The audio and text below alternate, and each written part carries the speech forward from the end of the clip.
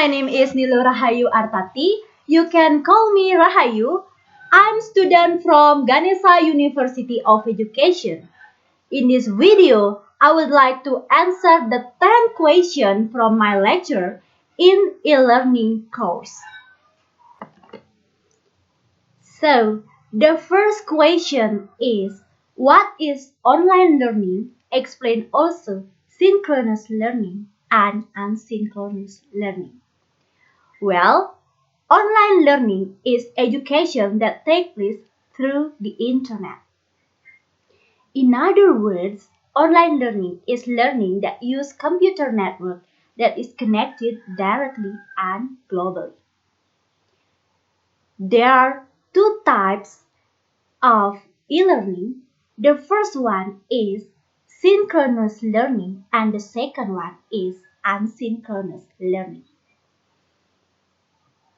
Synchronous learning means that things are happening at the same time. In synchronous learning, teachers and students must access the e-learning system at the same time. This allows the direct interaction between teacher and student. While asynchronous learning means that things are happening at different times. So, teachers and students do not have to access the e-learning system at the same time. They can access the system anytime and anywhere. Well, the second question is, what are the basic features of learning management system? Okay, there are the basic feature in learning management system. The first one is announcement. Yes, this is the first thing students see when entering an online course within a learning management system. It is used for posting current information to all students. Okay, this is the example of the announcement in my Schoology. You can read it.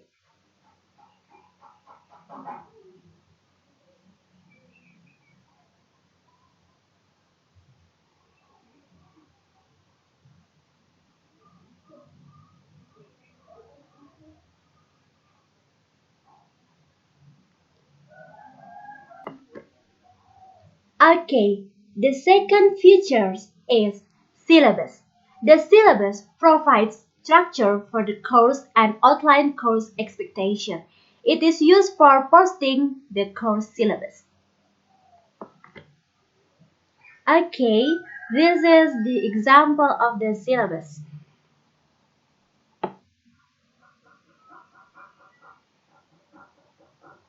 Yes.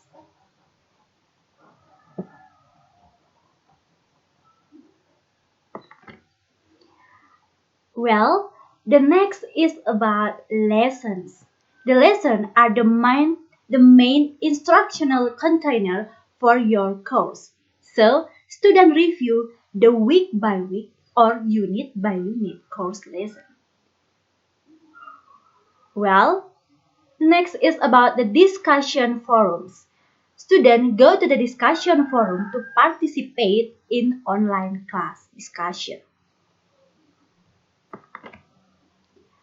Okay, for the fifth features is assignment upload. The teacher can ask the student to upload their document or submit assignment to an online assignment section. So for the sixth is grade books. Okay, the online grade book is used by the teacher to communicate grade and feedback to learners. It is used for posting and managing student grades. For the next is course mail.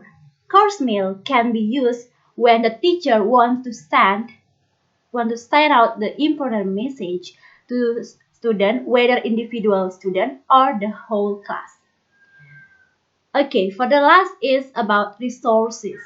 The resources feature store all types of the digital and online material that student must be reviewed. Okay, for the next question is, as an online course teacher, give an example of a good introduction writing for one topic meeting. Please explain.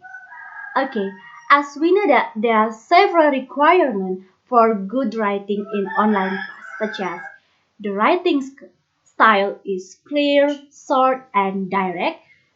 Familiar words are used when possible, and then the sentence and paragraph are brief and to the point. And the last is the instruction and requirements are stated simply, clearly, and logically. Okay, this is an example of the good writing in online class. You can read it.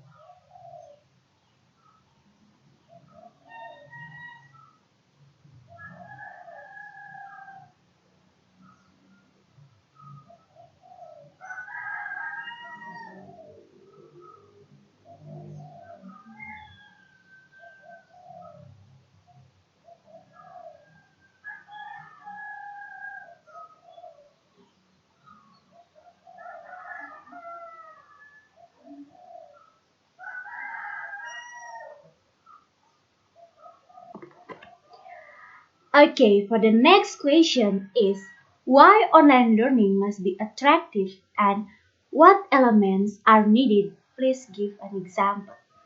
Okay, the online material must be attractive so it can improve the student communication and participation and student motivation in online learning. So, the, there are the elements of sorry, there are the elements are needed. So the first is the text.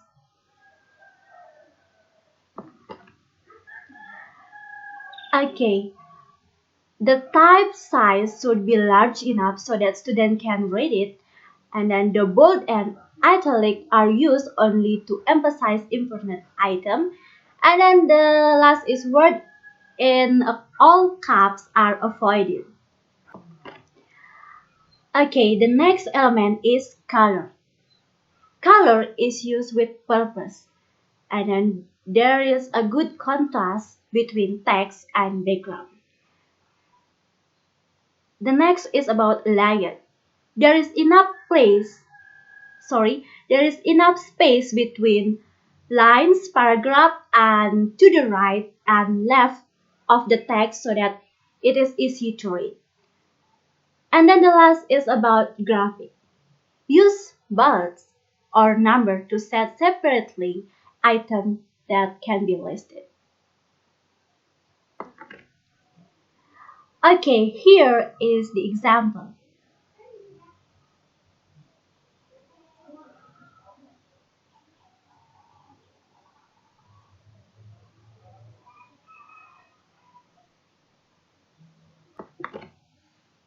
Well, the fifth question is, please explain types of online learning activity and provide relevant technological tools for the types.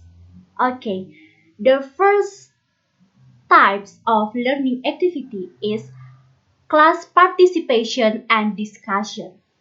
The relevant tools is discussion forum. There are the variation of the class participation and the discussion. The first is building class community, and the second is question and answer. The last is weekly topic discussion.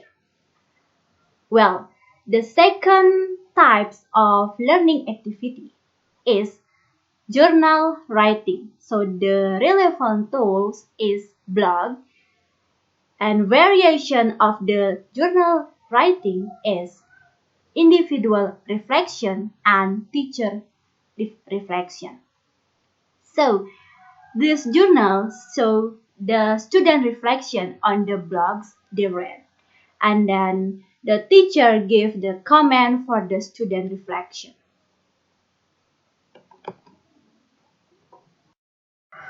Well, the third type of online learning activity is shared knowledge base. So the relevant tools is wiki. And then the various of the shared knowledge base is collaborative glossary and annotated bibliography. In the shared knowledge base, teacher make the wiki and allows the selected course member to edit it. Teacher posts the instruction and then the students start observing, adding to and modifying the content of the wiki. Well, the next activity is practice exercise. The relevant tools is testing or quizzing. So the variation of the practice exercise is multiple choice, matching, fill in the blank, and self-assessment. Okay, for the next activity is group projects. So the relevant tools are workgroup, wiki, blog, and discussion forum. The variation of the group project is an online presentation and then a research project or paper. Well, the last activity is receptive activities. So the relevant tools are PDFs, podcasts, YouTube, and Google presentation. So the variation of the receptive activities is teacher-student audio, visual presentation, and the course reading. Well, the next question is online discussion is one important element in online learning. Sometimes it may not work well. How does a teacher optimize the discussion? Well, there are several ways the teacher can do to optimize the discussion.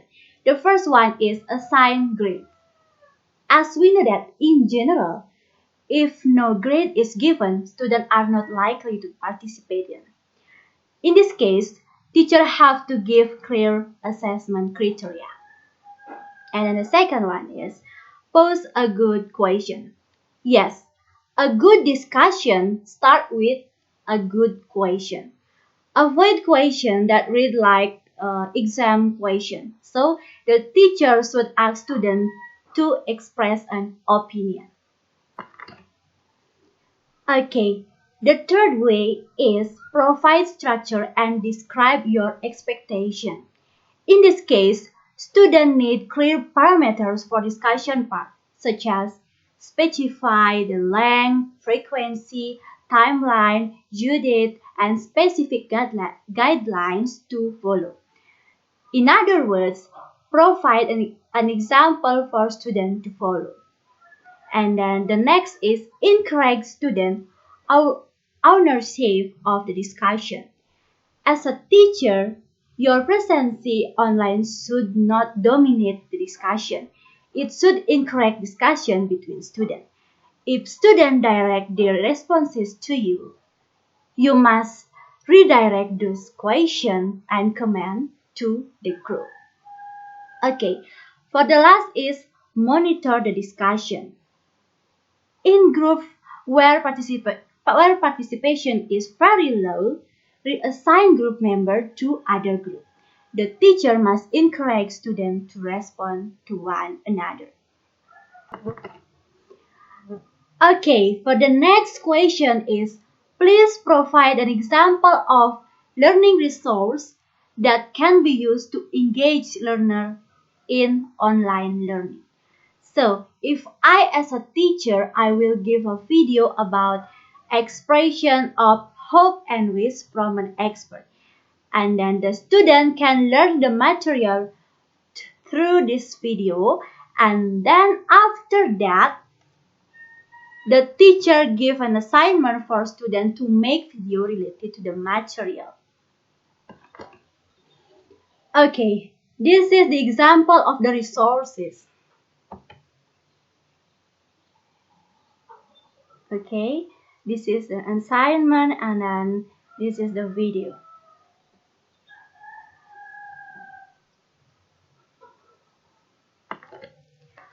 Well, the next question is, kindly give an example of effective assessment in English online teaching and learning. So, the learning outcomes or objective, students are able to demonstrate understanding of the structure and meaning of the poem entitled A Poison Tree. And then there are two kinds of assessment, formative assessment and summative assessment. So in the formative assessment, the student present their group summarize, and then in the summative assessment, the student write an individual assessment. So the process are, students work in small group and then they produce a summary, and after that they present it. Each student who do not present the material must make a journal as an audience. For the grading information, grades are based on a scale of 100 points. The group summaries, the maximum point of the group summaries is 20 points, and then the presentation is 30 points, the journal is 20 points, and the participation in the discussion is 30 points. Okay, for the evaluation, student feedback questionnaire on whether the content provided was helpful, their difficulties, and whether they felt that online learning helped them to achieve their learning outcomes. Okay, for the next question is, what are the basic elements to consider when building an online course? Please explain. Okay, there are the basic elements to consider when building an online course. The first is learning outcomes. Learning outcomes are indicators of achievement of a course. Learning outcomes also give teachers clear guidelines and idea of what they can achieve for involving online course. Okay, for the second element is the online syllabus. There are three aspects in online syllabus. The first is content, the second is map, and the third is schedule. The syllabus has become a contract between student and teacher, and then the student will use the syllabus given as though it is a map, and then the course must be set up for weeks for student. Okay, the third element is course outline. So there are the things to consider. The first is start by the learning outcomes, and then the second, teacher then plan what assessment they will need, and then using the assessment as the quantity of teachers' content. And then the last is from course outline to lesson. Okay, unit and lesson only govern structure, so the content of the course are in section or segment for each lesson. Well, the last question is, please give an example of one online lesson in your class for one meeting. Okay, here the example. The title of my lesson is Class Participation Activity Week 2. And then I also give the due date on Thursday, October 31, 2019. Okay, for the instruction, dear student, for this assignment, I sent a file containing material about tenses. You can download it, then discuss about how to distinguish between simple present tense, and present continuous tense. Give answers that are accompanied by reason and clear evidence. So this is the file of the material. Okay, I think that's all from me. Thank you and see you. Bye bye.